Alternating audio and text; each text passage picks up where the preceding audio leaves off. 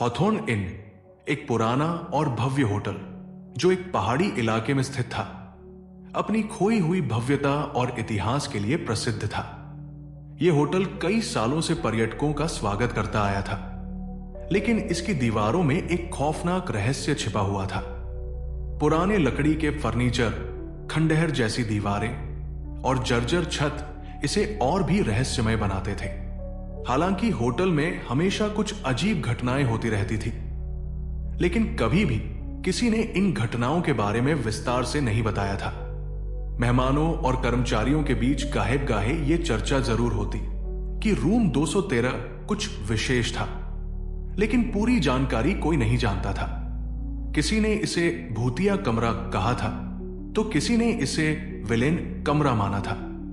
लेकिन जो भी था, वो कमरे का नाम सुनते ही हर किसी के चेहरे पर घबराहट की लकीरें उभर आती थी।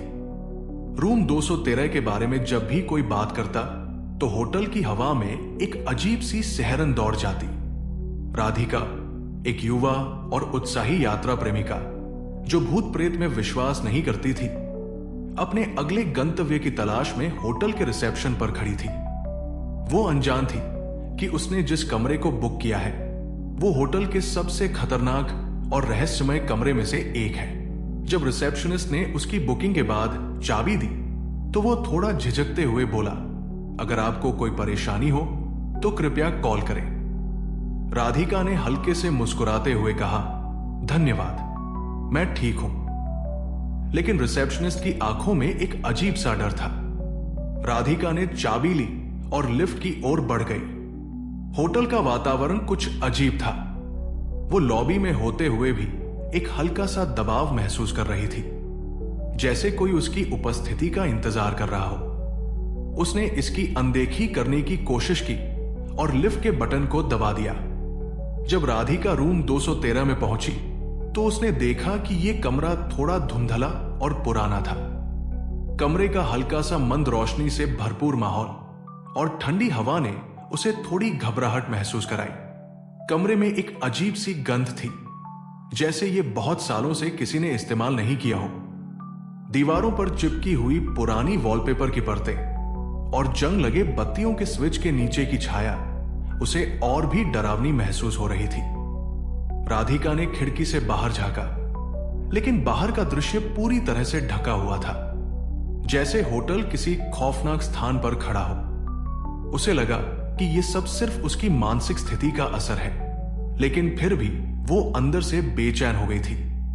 उसने खुद को समझाने की कोशिश की और बिस्तर पर बैठ गई। जैसे ही रात का समय आया, कमरे का माहौल और भी अजीब हो गया। बत्तियां रह रह कर झपक रही थी। अचानक कमरे में एक अजीब सी हवा घुसी, जो उसके शरीर को ठंडा कर रही थी, और एक हल्की सी फुसफुसाहट सुनाई दी। राधिका ने कान लगाकर सुना, लेकिन कुछ भी स्पष्ट नहीं था। अचानक बिस्तर के पास रखी मेज से कुछ गिरने की आवाज आई। उसने घबराते हुए चुपचाप देखा, लेकिन वहां कुछ नहीं था। राधिका ने खिड़की से बाहर झांकते हुए कमरे को और खंगालना शुरू किया। अलमारी के दरवाजे पर गहरी खरोंचों के निशान थे, जैसे किसी ने अंदर से बाहर जाने की कोशिश की हो। बिस्तर के पास एक पुरानी फोटो थी, जिसमें एक महिला नजर आ रही थी। उसका चेहरा खौफनाक था, जैसे वो कहीं खो गई हो। वो फोटो देखकर राधिका के अंदर कुछ अनकहा डर उभरने लगा। जैसे जैसे रात गहरी हुई, राधिका को कमरे में हो रही घटनाओं का एहसास और भी गहरा होने लगा। बत्तियां बार बार जल रही थी, जैसे कुछ अंदर ही अंदर घटित हो रहा हो। अचानक दीवारों से अजीब से खटखट की आवाजें आने लगी। राधिका ने उन आवाजों को अनदेखा करने की कोशिश की, लेकिन जब उसने दरवाजे के शीशे में देखा, तो वो डर के मारे सन्न रह गई। शीशे में एक कटी फटी छाया दिख रही थी, जो कहीं से भी कमरे में मौजूद नहीं थी।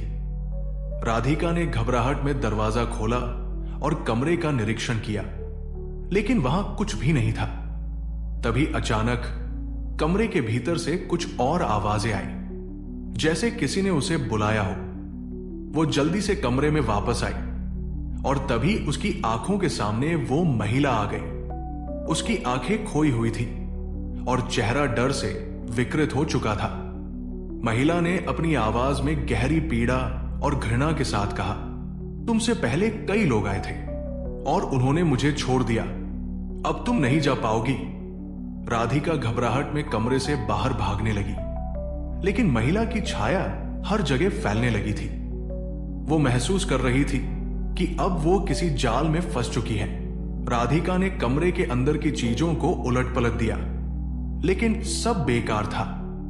महिला की छाया उसे हर जगह पीछा कर रही थी, जैसे वो उसे हमेशा के लिए पकड़ने की कोशिश कर रही हो। महिला की आत्मा अब बेहद हिंसक हो चुकी थी। वो राधिका के पास आई और उसके कान में फुसफुसाई, तुम मुझे छोड़कर नहीं जा सकोगी। मेरा बदला पूरा होने तक ये कमरा खाली नहीं होगा। राधिका को समझ आ गया कि वो इस कमरे से कभी नहीं जा सकती। वो घबराई हुई कमरे से बाहर दौड़ी और रिसेप्शन की ओर बढ़ी। रिसेप्शनिस्ट ने उसे देखा और चुपचाप सिर झुका दिया, जैसे वो पहले से ही जानता था कि राधिका को क्या अनुभव हुआ था। राधिका ने होटल से बाहर निकलते हुए अपनी आंखों में आंसू भरकर कहा, मैं कभी भी इस होटल में वापस नहीं आऊंगी। लेकिन रिसेप्शनिस्ट की आंखों में एक कशिश थी, जैसे वो जानता हो कि राधिका जैसी और कई आत्माएं इस होटल में फंसने के लिए आती रहती हैं। रूम 213 अभी भी खाली नहीं है और ये अगली आत्मा का इंतजार कर रहा है।